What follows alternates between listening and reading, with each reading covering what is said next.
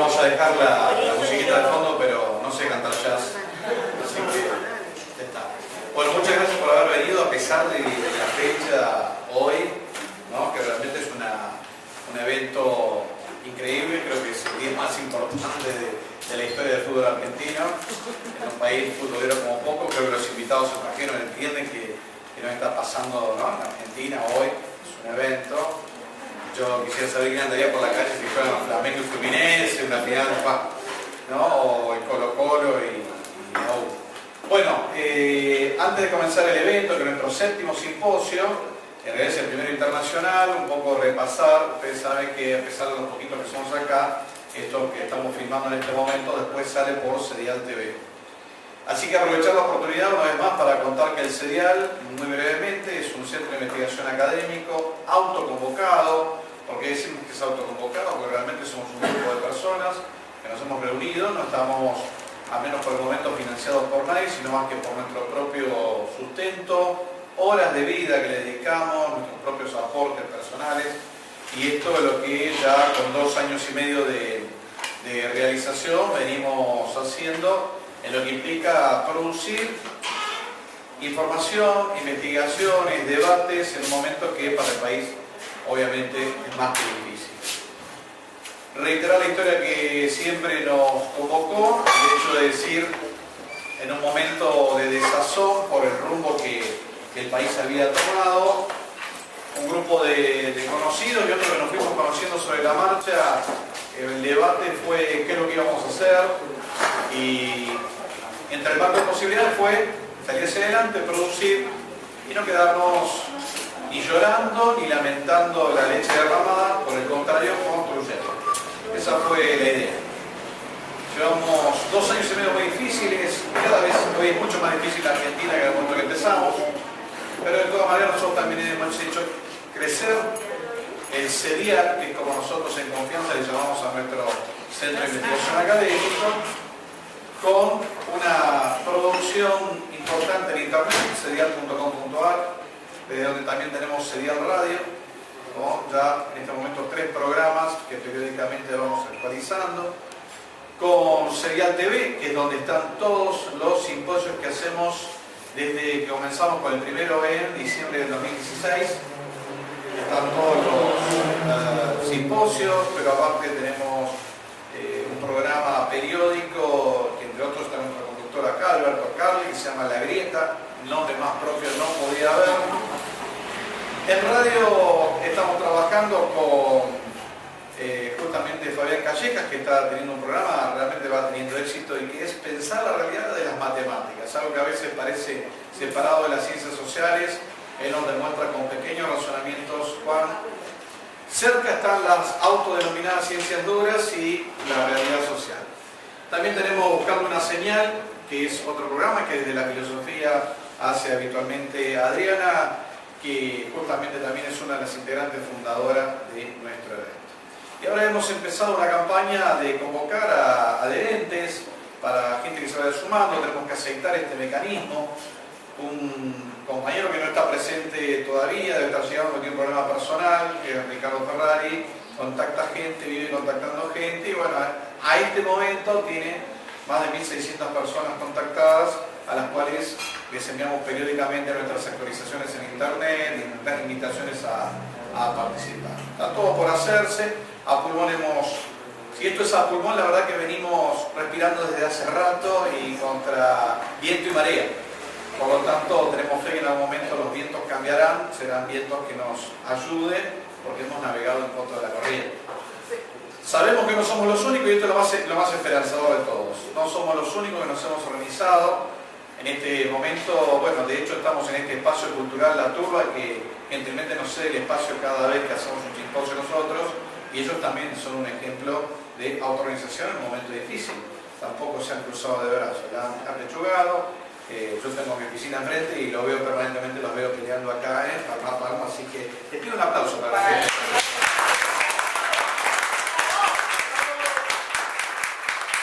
Hay un viejo conductor de televisión, Rubén Aldao, que decía: sin ustedes ahí nosotros aquí no estaríamos. Bueno, en este caso, si ellos no tuvieran este espacio de autoorganización, distintos eventos, tienen su forma de de convocar también una fanpage en internet. Siempre hay algo interesante. Cuando uno dice en Buenos Aires qué puedo hacer, siempre está este espacio que desde Flores, barrio al cual pertenezco y está mi ADN sanguíneo. Por supuesto también hay cultura en Flores. Pertenecemos. Exacto, pertenecemos. Bueno, no solo en Palermo, avisamos al resto. Hay más Buenos Aires, en este caso de Flores. Bueno, formalmente está la invitación, que es ser adherente al CEDIAL. Por el momento vamos manteniendo un contacto de carácter digital, epistolar, convocándolos a estos momentos abiertos que tenemos, que son los simposios, en los cuales nos encontramos. Hoy nos van a ver. Hay 3 expositores que nos visitan, de lo cual ya va a hablar la conductora del simposio de hoy, que es Beatriz Keller. Y por supuesto la idea es contribuir con opiniones, participación, republicaciones. Somos un espacio abierto, por lo tanto sabemos que mucha de la gente que nos mira, que nos lee, que nos sigue, tiene cosas para decir. Y eso es lo que nosotros creemos, que juntándonos potenciamos la posibilidad de llegar a más voces, de llegar a más oídos y no quedarnos. Creo que eso lo venimos logrando. Reitero, no somos exclusivos, no somos los únicos, pero cuando alguien creía el 19 de 2015 que los sectores nacionales y populares estábamos derrotados, creo que estamos demostrando que no. Yo siempre decía, como regla mnemotécnica fácil, decir, bueno, son 4 navidades, pasaron 3. Dentro de un mes va a pasar la 4. No falta tanto. Así que lo bueno es que no nos hemos dormido, no nos han anestesiado, y esto es lo más peligroso que hay. Sabemos que la batalla es dura y es muy difícil. Pero bueno, habrá que seguir empujando y esa es la invitación un poco que hacemos a todos los adherentes. Bueno, a partir de este instante empezamos nuestro primer simposio internacional.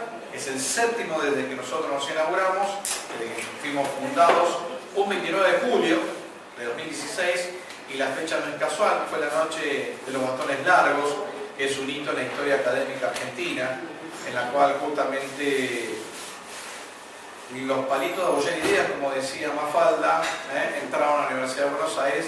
Dentro de todas las universidades de las que hemos salido muchos de los que estamos acá, también es, creo que la emblemática que nos representa en Argentina. No sé que trabajemos en otras, como también muchos de los que estamos acá. Bueno, nada más. Muchísimas gracias. Los dejo con Betty y empezamos el ciclo.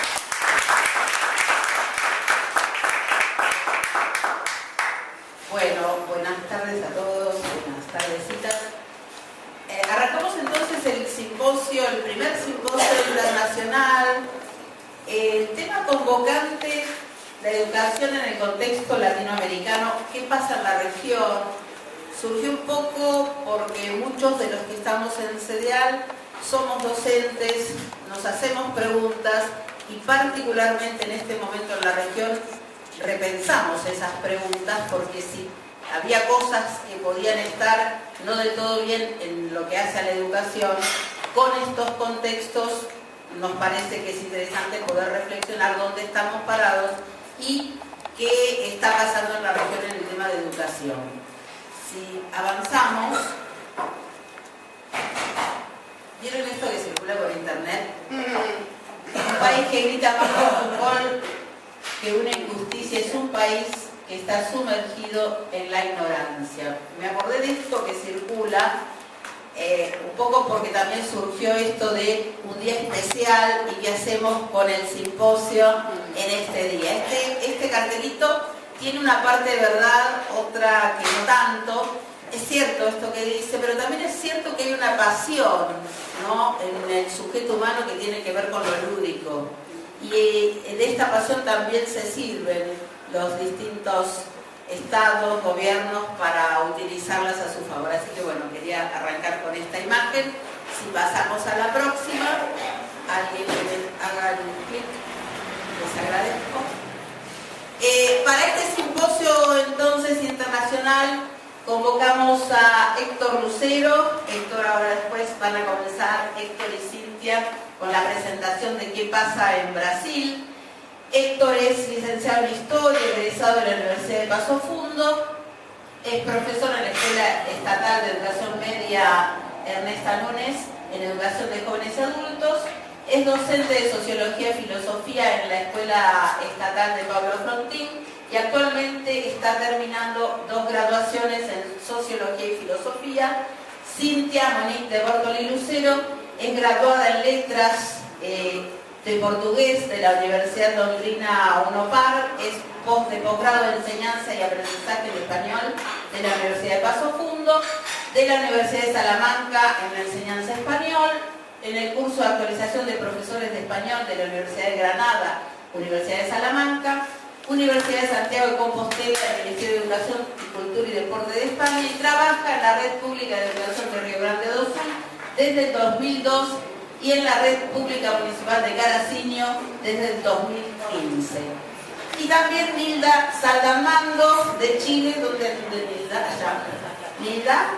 Nilda es poeta experimental multimedia, es creadora y desarrolladora del proyecto Cultura Arte por los derechos culturales y ciudadanos de la infancia y de jóvenes vulnerados.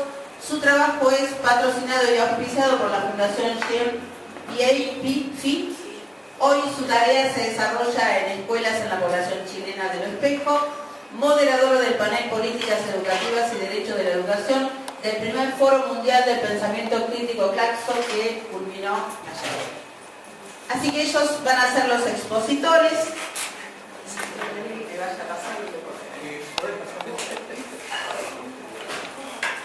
Y vamos a hacer una pequeña, voy a hacer lo más rápido posible porque quiero cederle el espacio a los invitados, pero nos parece interesante ubicarnos un poco lo histórico de la educación en Argentina y dónde estamos parados también en Argentina.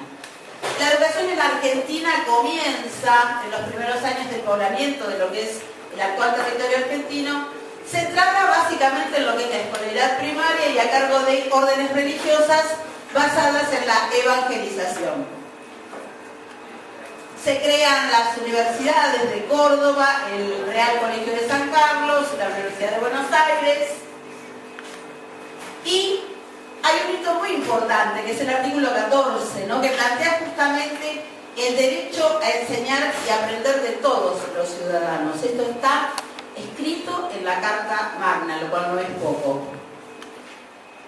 El sistema estatal de educación, en 1850 hay propuestas de creación de escuelas públicas y su modelo institucional está articulado justamente con el proyecto de un Estado capitalista que va a participar del mercado internacional a través de la exportación de materias primas y de la importación de productos manufacturados.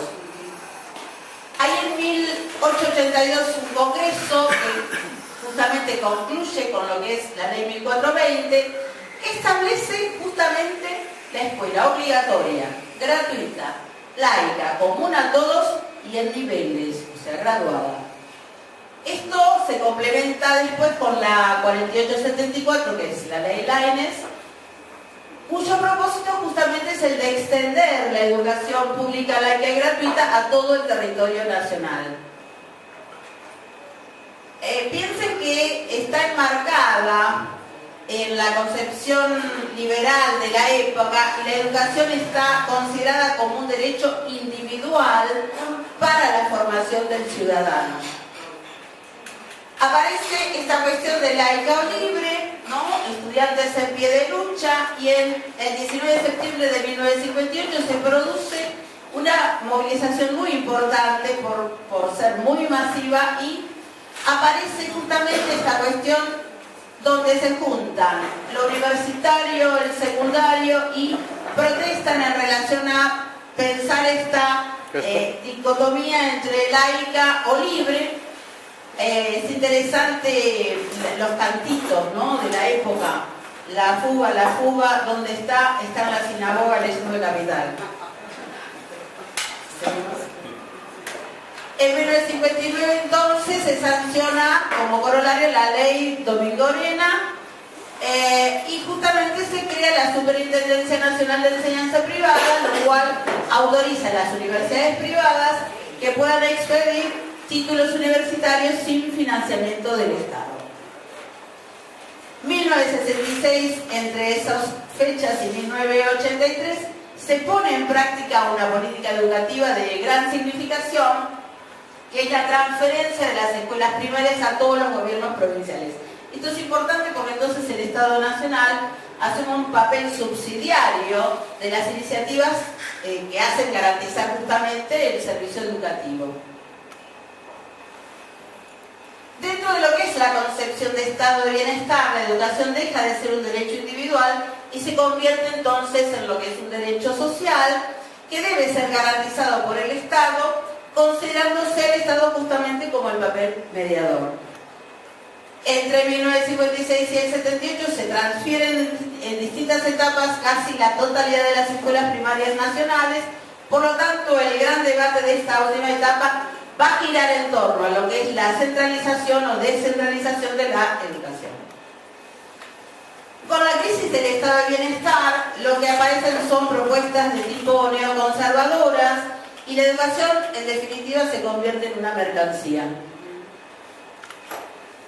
Y como frutilla del postre aparece la ley de educación en el año 93, la Ley Federal de Educación, donde si antes se diferenciaba lo que es educación pública por un lado y educación privada por el otro, esta ley lo que hace es enunciarla como educación pública de gestión privada y educación pública de gestión estatal. Se produce entonces así un sistema que va de alguna manera a determinar que el poder adquisitivo del grupo familiar va a condicionar justamente la elección de la educación. Y como correlato el desmantelamiento de la educación y esto que decíamos de una educación como mercancía. Esta ley es resultante de todo un recorrido histórico y de alguna manera lo que hace es consagrar y acrecentar esas bipolaridades que veíamos, ¿no? Entre descentralización, centralización, educación pública versus privada, etc.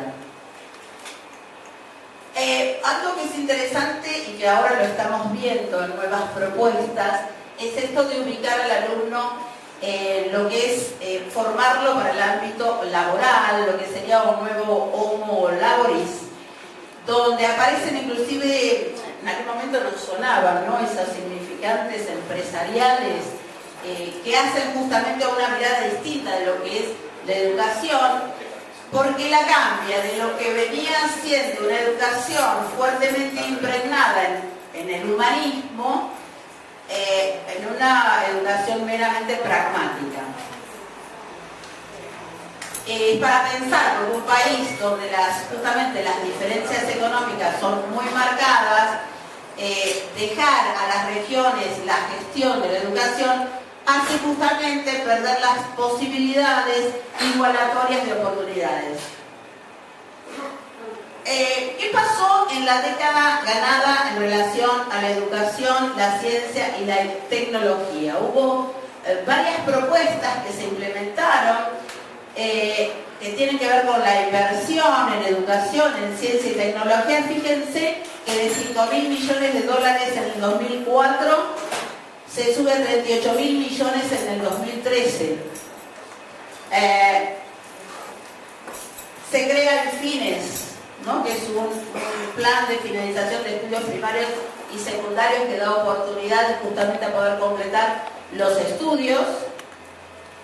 Se crea Conectar Igualdad, esta cuestión que realmente era, a mí me impactó muchísimo ver a las chiquitas en la puerta de una verdulería con la compu, chateando, ¿no?, utilizando un recurso que podía uno pensar, bueno, está accesible justamente para todos a partir de este plan.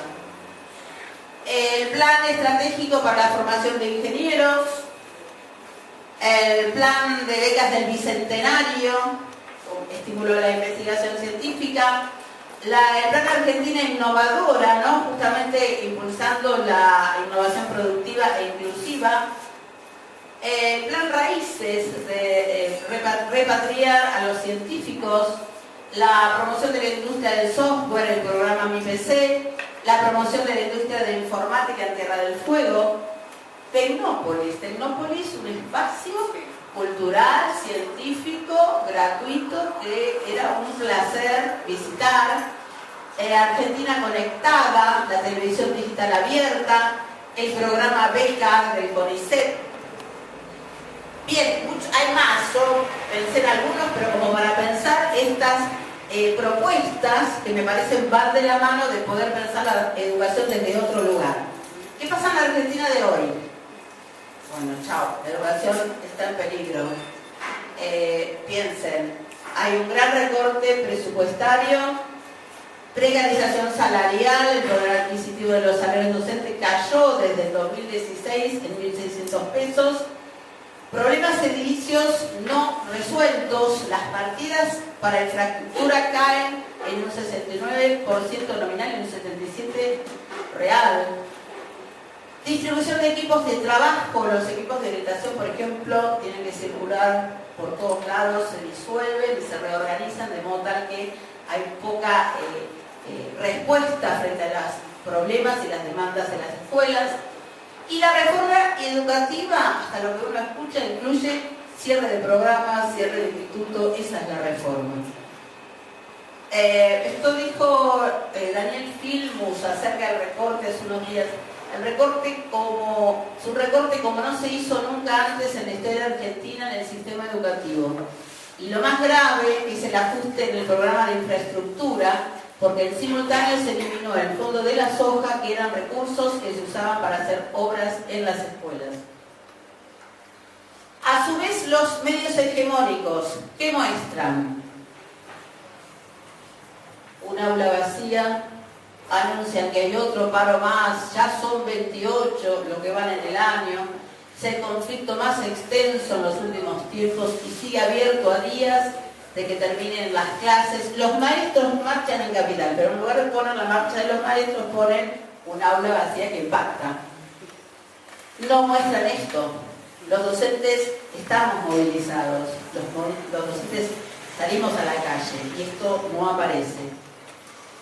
¿Alguna propuesta, ¿no?, como para pensar y repensar después entre todos, a lo mejor en el debate, cómo mejorar la educación?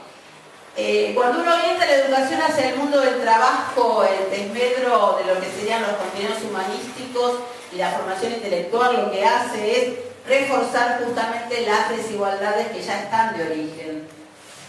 Por eso nos parece que es fundamental preparar a los alumnos para asumir una postura crítica frente a la realidad, para darles la oportunidad de ser agentes activos de su vida y fundamentalmente colaboradores en la construcción de un modelo social más justo y humano.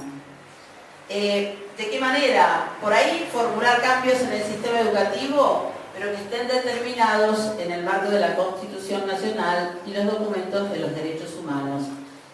Justamente para garantizar una mayor democratización y evitar justamente la marginación, la exclusión.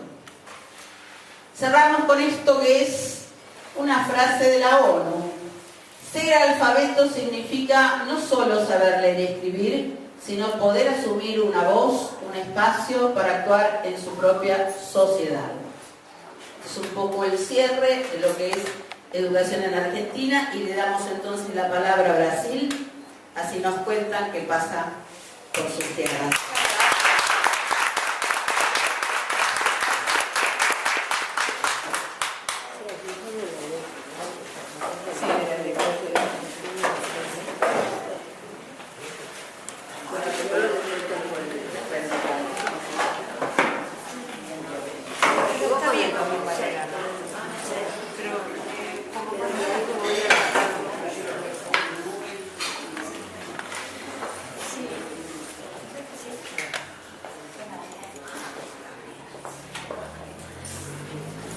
¿Vamos con este o con el otro?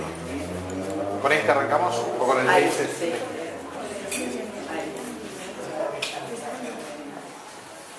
Buenas tardes a todos. Queríamos agradecer por la invitación que tuvimos aquí. Y entonces yo soy la profesora Cintia y Luis Héctor. Trabajamos en la escuela pública. Más fuerte. Sí, fuerte. Explica. En la escuela pública, trabajamos en la escuela pública en el ámbito de la provincia y en el ámbito municipal también. Yo trabajo con el municipio 20 horas y 30 con el Estado y Héctor trabaja 40 con el Estado. Entonces vamos a mostrar un poco de nuestra realidad y mostrar cómo esa realidad también, más o menos lo que combina con Brasil, ¿no? Voy a pasar.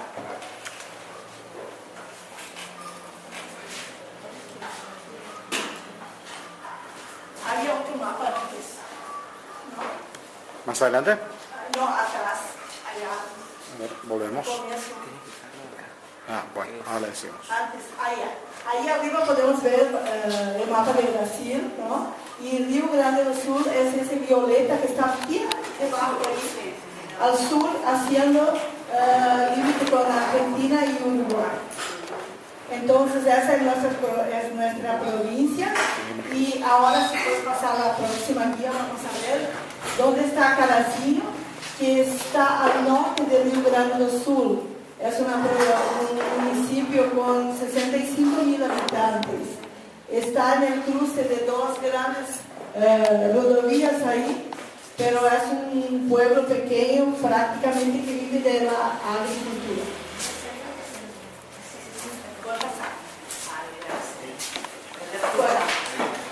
Entonces en Brasil, según los datos, ¿no?, educacionales del Instituto Nacional de Pesquisas Educacionales, en Brasil tenemos 2,5 millones de profesores. Es bastante, ¿no?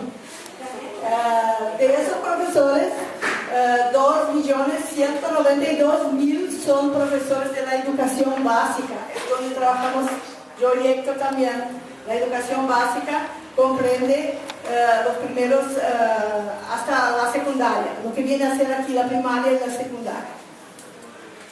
Y entonces de esa cantidad de profesores tenemos 349.000 solamente en la educación superior. En Carazinho, para que tengan una idea, entonces los docentes que actúan en Carazinho son 418 en la enseñanza fundamental, que viene a ser la primera parte, los primeros 9 años de la educación básica, y 188 en la enseñanza media, donde estamos Héctor y yo también. Son 31 escuelas de enseñanza fundamental y 9 que ofrecen el enseño medio. Entonces aquí más o menos para que entiendan el sistema educacional ahí en Brasil.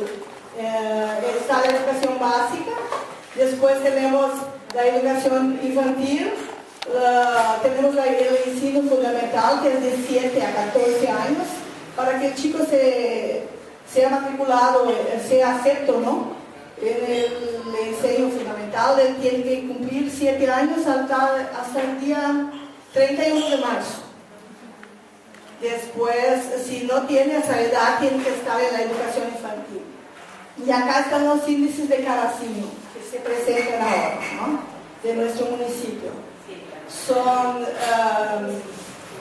el azul ¿no? Son personas que no tienen el enseño fundamental completo. Que este enseño fundamental también fue cambiando el número de años a lo largo de la historia, porque antes eran 6 años, después 7, ahora son 9 años. Y el rojo, ¿no?, que son 17,5, es el completo, el enseño fundamental completo, y el enseño medio incompleto. Y el verde, entonces tenemos el completo, el enseño medio, pero el superior no está completo. Y solamente 11,5 de las personas de Carazinho tienen el enseño superior completo. Bueno, vamos a hacer un poquito de historia para entender cómo esto funcionó. En Brasil, hasta la década del 60, en Río Grande do Sul, no 60, 50, perdón, hasta la década del 50, 70% de la población era analfabeta. La ONU va a impulsar un programa para alfabetizar, y Río Grande do Sul realmente entró con todo para alfabetizar, ¿no? Se comienzan a formar pequeñas escuelas para juntar toda esa población. ¿Quién va a dar el más grande de todos los impulsos? es Leonel de Moura Brizola, que en un periodo de 4 años de su mandato como gobernador, él va a fundar 6.000 escuelas. Él siempre decía que la escuela tiene que ir a donde está el alumno, y no el alumno tener que salir a buscar la escuela. Lógicamente fue un proyecto muy osado y se necesitaba también profesores, porque eran 6.000 escuelas. ¿Cuál va a ser el proyecto que él va a presentar? Es los profesores con ayudantes de profesores. Aquellas personas que de una forma u otra estaban alfabetizadas comienzan a trabajar como ayudantes de profesores. Es un programa que dio muy cierto. Hoy en día, si hay un índice bastante bajo de analfabetismo en Río Grande do Sul, se debe realmente a toda esa iniciativa que tuvo Brizola. So que después, con los golpes militares que vienen a acontecer en el 64, hubo un retroceso muy grande. Ese retroceso va a durar hasta el año 85, donde se retoma nuevamente la democracia, y bueno, después seguiremos hablando un poco más sobre la historia, para así ya terminar. Y también aquí vale decir que en Brasil en el año 40 teníamos 198 escuelas de enseñanza media. De las 198, 98 estaban en São Paulo. Y las 100 estaban distribuidas en todo Brasil, podemos incluir Amazonas, Recife, todos, Brasil que es gigante. Las demás escuelas, entonces en Carazinho, por ejemplo, no había escuela de enseñanza media. Después surgió la escuela de la enseñanza media con los curas. Llevaron una escuela de curas para Carazinho. Entonces tenemos estos índices de Brasil actual, ¿no? Que las personas analfabetas de 15 años o más, que en la mayoría son de 60 años, ¿no? Pero se cuenta de 15 o más, pero la mayoría son de 60 años. En Brasil son 9,6%, en Rio Grande do Sul 4,5% y en Carazinho 4%. Pues puede cambiar. Bueno, aquí está entonces los números de las personas analfabetas en Carazinho, ¿no? Son la mayoría personas blancas, porque también son las que trabajan más en la zona rural, pequeños agricultores que todavía están ahí, no son todavía alfabetizados. Y tenemos 20,7% de las personas que no saben leer son los negros. Bueno, para entender eso, porque normalmente nosotros tenemos la perspectiva que los más analfabetos son los negros. Entonces, ¿por qué que en Río Grande do Sul son blancos? Bueno, en Río Grande do Sul la migración que va a acontecer es prácticamente alemana e italiana. Para ustedes entender, hubo una emigración de 100.000 familias alemanas, que después se van a expandir por Misiones, Santa Catarina, Paraná, y Río Grande do Sul, Corrientes, pero sí, básicamente era eso. La mamá de Cintia participó del proyecto de Brizola, y una cosa que ella siempre me comenta y que me parece muy así elocuente para marcarlo: los chicos cuando llegaban a la escuela, ellos no hablaban portugués, ellos hablaban alemán. Entonces era muy difícil. El acceso realmente a la escuela fue una cosa muy difícil en Río Grande do Sul. Las familias vivían prácticamente isoladas. Entonces las escuelas fueron y se encontraron con esa dificultad. Ellos hablaban alemán o un dialecto, porque realmente fue una mezcla de alemán con guaraní, con portugués, y salió lo que salió. Y entonces ahora vamos a hablar de un plan que tenemos ahora, que es el Plan Nacional de Educación. Es decir, tenemos ahora porque fue hecho en el gobierno anterior, pero no sabemos cómo va a ser, cómo se va a dar secuencia. Es el Plan Nacional de Educación. Ahí son 20 metas que tenemos que atingir y que ya vienen siendo estudiadas. En Carazinho, por ejemplo, una de las cosas que llama la atención es que los niños consiguieron el promedio nacional de las notas, y los chicos, ¿no? Y los grandes no consiguieron el promedio nacional, está bajo el promedio nacional de las notas. Pero entre todas, puedo pasar nada más, entre todas las metas esas, es decir, un concentrado de todas esas 20, ¿no? Lo más importante entonces sería esas 5 que están ahí nombradas, ¿no? Y una de las más difíciles que está haciendo de conseguir es ofrecer la educación infantil, porque para los niños es difícil, no hay ¿cómo se llama? Guarderías. Nivel inicial. Sí, eso está difícil de conseguir. Y otra cosa también que es difícil de conseguir es nuestro sueldo, ¿no? El piso nacional, qué raro, es el piso nacional de los profesores, que es una ley que fue sancionada por el presidente Lula, que es de ley 11.758 del año 2008, que él pone un piso nacional para todos los profesores de la educación básica de Brasil. Y la provincia que no consiguiese entonces pagar eso, la nación pagaría.